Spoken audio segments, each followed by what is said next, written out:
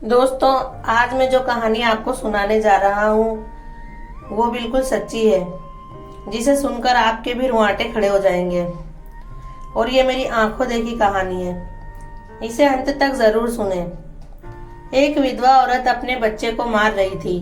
जब मैंने उसे मारने की वजह पूछी तो उसने कहा कि ये स्कूल जाने के बदले इधर उधर घूमता रहता है। मुझे उस बच्चे पर तरस आ गया। दूसरे दिन जब मैं सब्जी मंडी गया तो वो बच्चा स्कूल का यूनिफॉर्म पहने हुए सब्जी मंडी में से सब्जी उठा रहा था। फिर वो उसे बाजार में लाकर बेचने लगा। लोग उसे मारते और धुतकारते। सब्जी बेचकर उसे जो पैसे मिले तो मैंने सोचा कि वो उन पैसों से खाने पीने की कोई चीज खरीदेगा।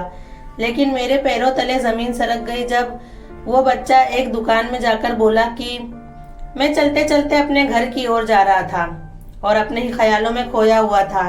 आज मुझे मेरी पहली तनख्वाह मिली थी, इसलिए मैं बहुत खुश था।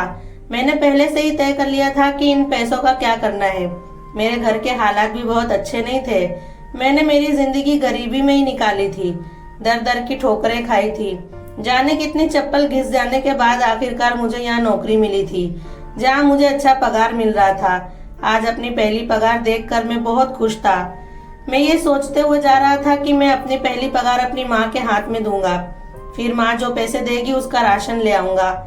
मेरी बहन को बेसन के लड्डू बहुत पसंद है, मैं उसे बेसन के लड्डू लाकर दूंगा। और अपनी माँ के लिए तो सबसे पहले मैं नई साड़ियाँ खरीदूंगा।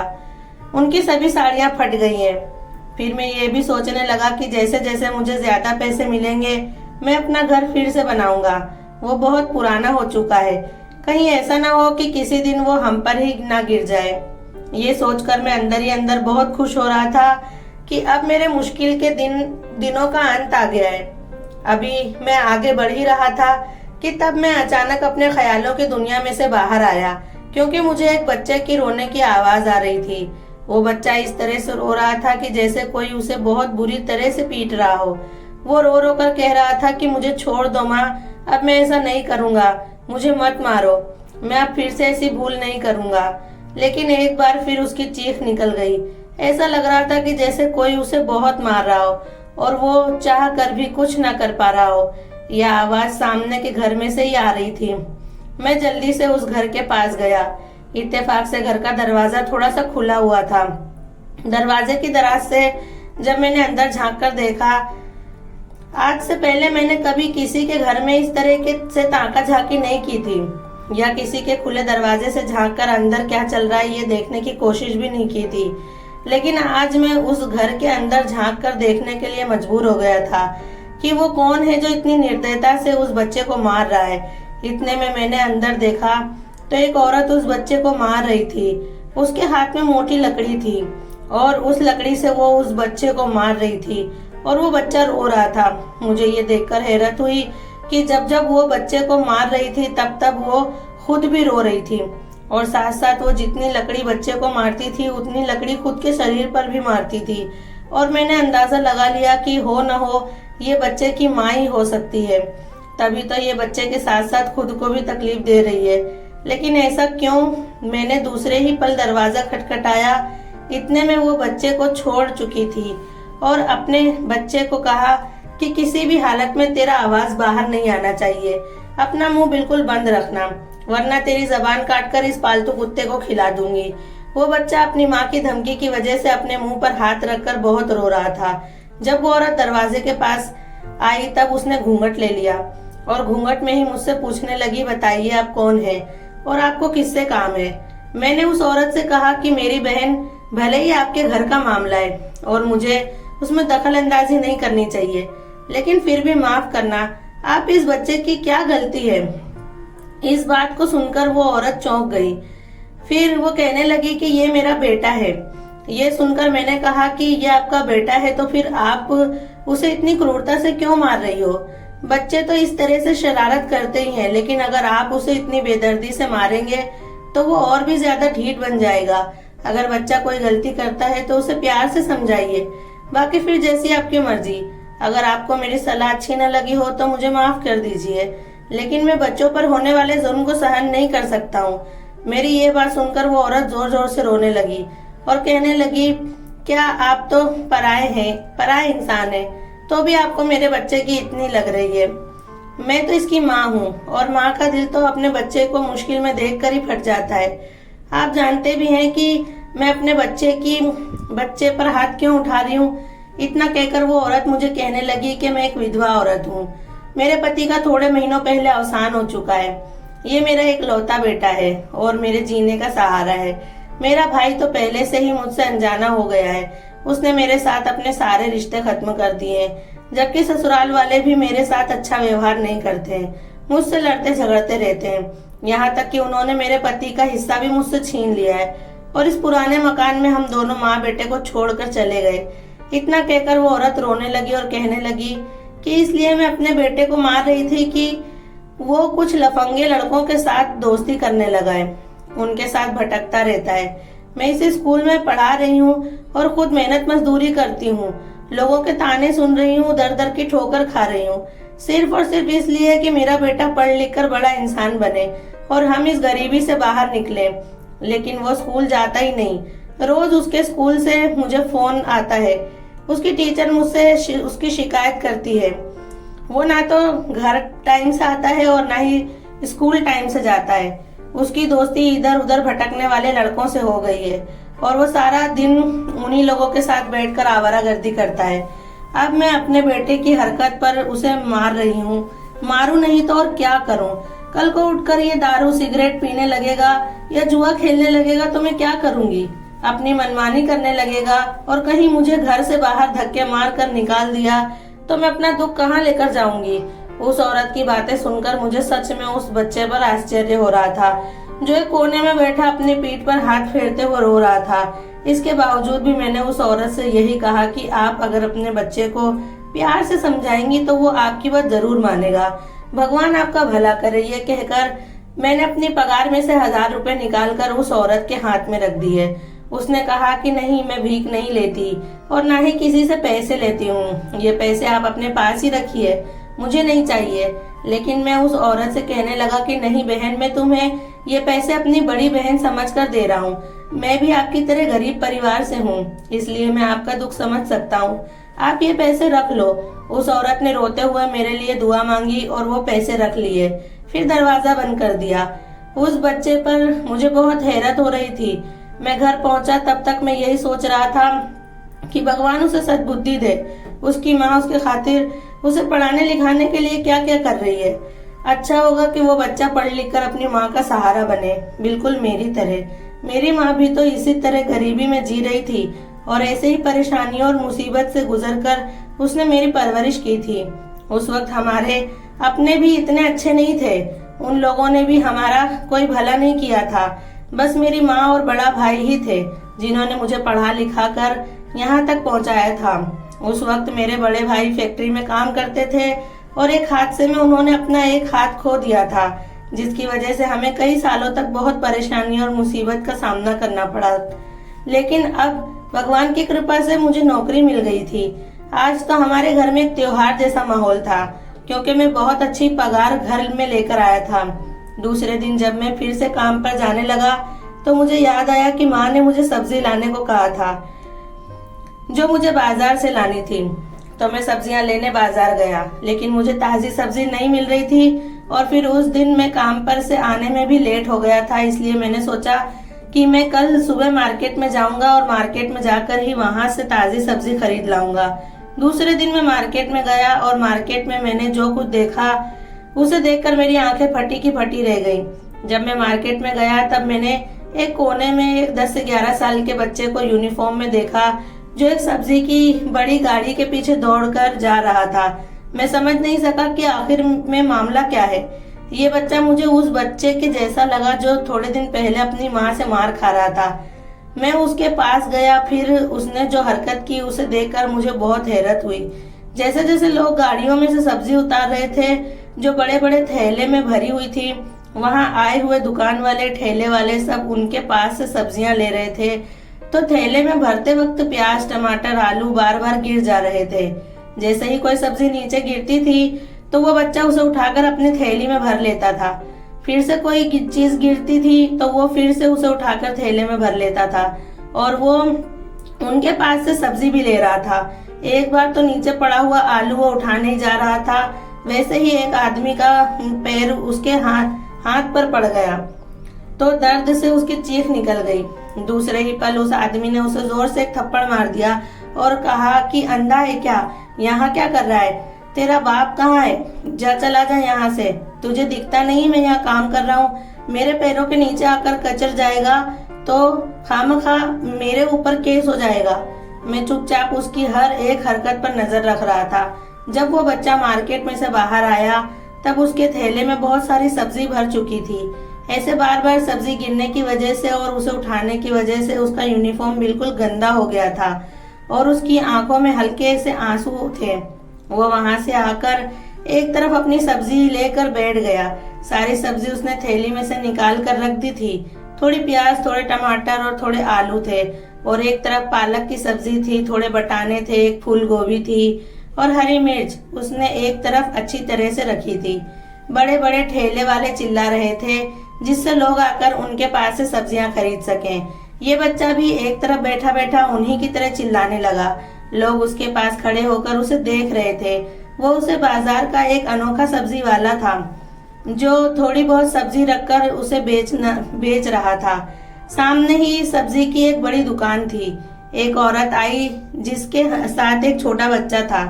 उसने जब इस तरह से एक बच्चे को सब्जी बेचते देखा, उसका गंदा यूनिफॉर्म और उसकी आंखों में आंसू देखे तो वो चलते चलते उस बच्चे के पास आ गई और प्यार से उसके सिर पर हाथ फेरते हुए उसके पास से फुलावर, टमाटर और हरी मिर्च खरीद कर चली गई। बच्चा खुश हो गया था। उसने वो पैसे अपनी जेब में रख लिए। ये देखकर सामने की दुकान वाले को जलन हुई। वो उठकर उस बच्चे के पास आया और उसका कॉलर पकड़ के उसे खड़ा कर दिया। उस आदमी के उसने यूनिफॉर्म को खींचा और उसकी वजह से उस बच्चे के यूनिफॉर्म के बटन टूट गए। ये देखकर बच्चा बहुत डर गया था। शायद वो जानता था कि वही हालत में वो स्कूल जाएगा तो उसके टीचर उसे बहुत मारेंगे और माँ भी फिर सवाल पर सवाल करेगी कि कहाँ गए तेरे बटन, आज फिर तू बटन तोड़कर आया है या अपने दोस्तों के साथ तूने आवारागर्दी की होगी। उस आदमी ने बच्चे को एक थप्पड़ मार दिया और कहने लगा कि मेरी दुकान के सामने से चला जा। मेरी दुकान के सामने तुझे सब्जी बेचने की परमिशन किसने दी, चल जा यहाँ से। ऐसा कहकर बच्चे को धक्का दिया तो बच्चा जमीन पर गिर गया। तो वो बच्चे को लात से उठाने लगा और कहने लगा कि जल्दी से यहाँ से निकल जा वरना मैं तेरी हड्डी पसली तोड़ दूंगा। वो बच्चा बहुत ज्यादा डर गया था। तभी आसपास की दुकान वाले आगे बढ़े और कहने लगे कि बच्चे पर क्यों जुल्म कर रहा है, इस बच्चे के पास जरा सी तो सब्जी है, इसके पास कौन से लोगों की भीड़ लगने वाली है, हम लोग भी तो हैं, हम तो रोज इस बच्चे को यहाँ आते जाते देखते हैं, बिना वजह इस बच्चे पर हाथ मत उठा। लेकिन वो बच्चा चुपचाप अपनी थैली में सब्जियां भरकर वहां से आगे जाने लगा। वो थोड़ा सा आगे गया तभी उसे एक आदमी का जोर से धक्का लगा और वो नीचे जमीन पर गिर गया। उसके हाथ में जो थैली थी वो भी उसके हाथ से छूटकर नीचे जमीन पर गिर गई और एक गाड़ी उस थैली को कचरकर वहां से निकल गई। थैली भी गंदी हो गई और उसके अंदर की सब्जी भी कुचल गई। वो बच्चा रोते रोते कभी उस गाड़ी की तरफ देखता तो कभी अपनी कुचली हुई सब्जी की तरफ देखता। फिर उसने गहरी सांस ली और उसके पास जो पैसे थे उसे अपने स्कूल बैग में रखा और फिर स्कूल की तरफ चल पड़ा। मैं उस बच्चे का पीछा कर रहा था। कुछ तो था जो उस बच्चे को दूसरे बच्चों से अलग करता था।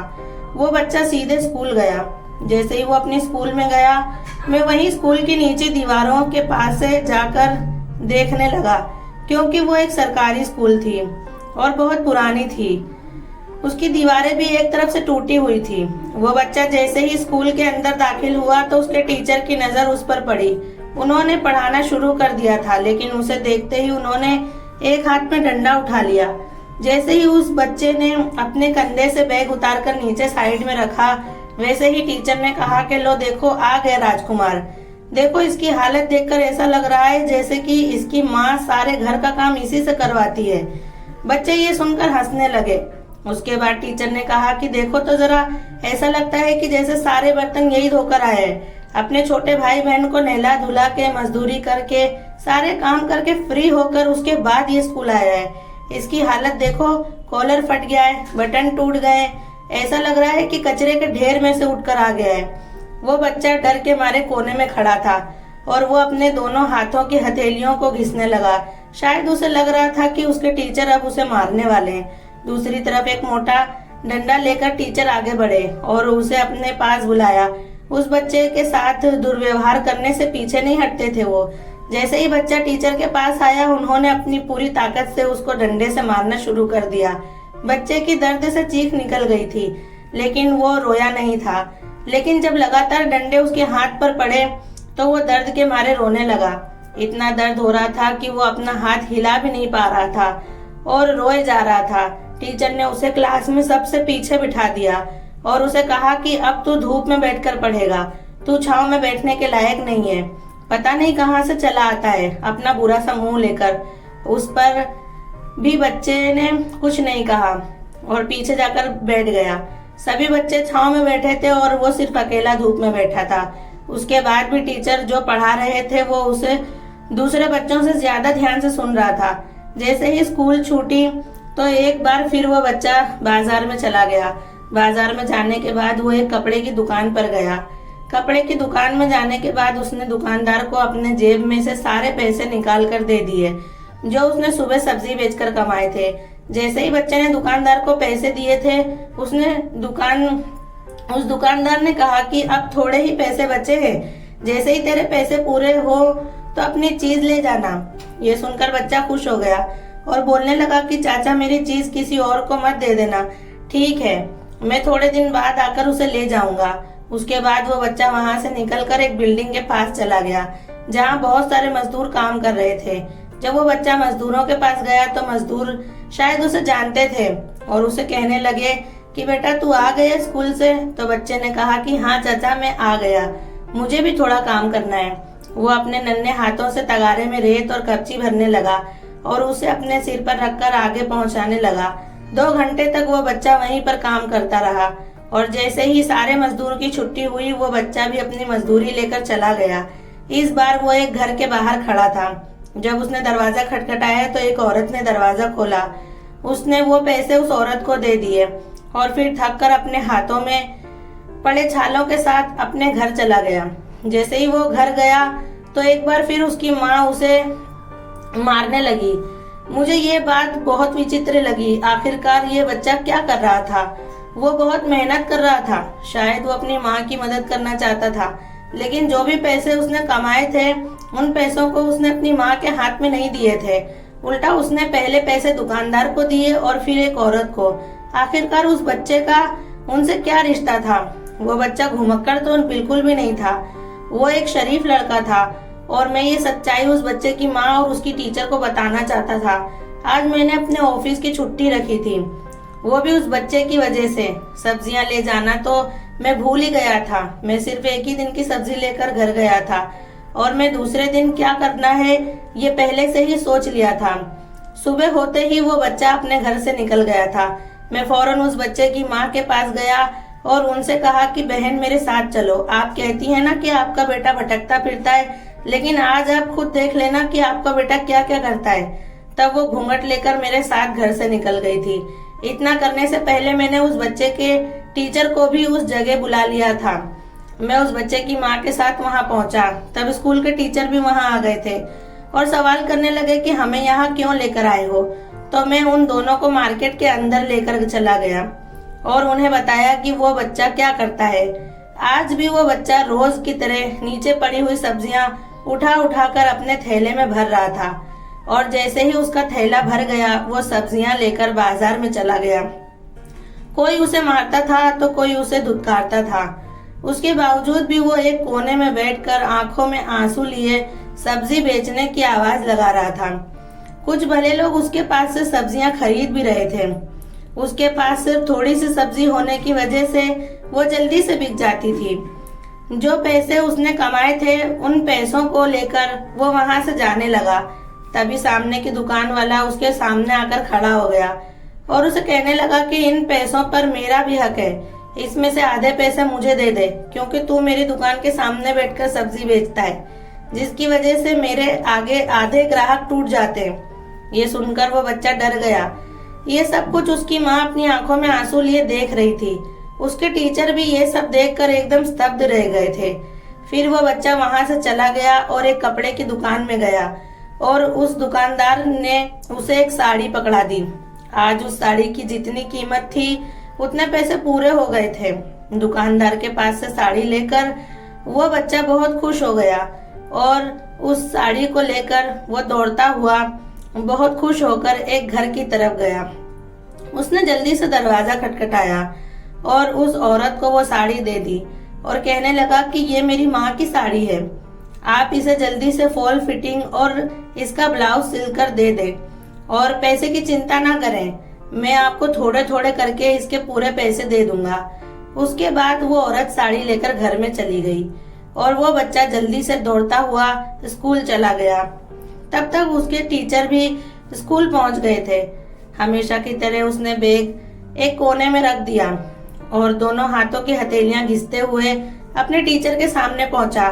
उसे लगा कि उसके टीचर उसे मारेंगे, लेकिन उसके टीचर ने तो उसे गले लगा लिया और कहने लगे कि मुझे माफ कर दे, मैं तुझ पर बहुत अत्याचार करता था।